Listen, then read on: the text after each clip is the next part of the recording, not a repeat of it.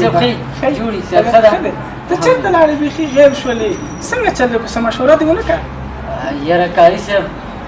ما چې د یار دوست نه او چمګاونډ کې پوښتنه وکړه نو ستاسو په اړه یې څه ښه نظر رانه کړ او نه یې ستاسو د لور په اړه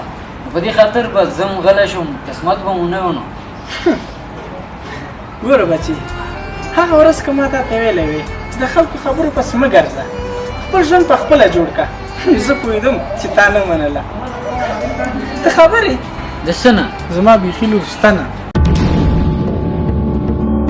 خو تا ته به د کلو خلکو څه ویلي چې د کاري صاحب لور داسې د کاري صاحب لور هغسې او چونکې زما بیخي لور شته نه ما تا ته دا احساس درکولو چې د خلکو خبرو پسې مه ګرځه خپل ژوند په خپله جوړ کړه ښځه خیر زه به ورته دعا کوم چې الله یو ښکلې کورنۍ دې وکړي خدای په امان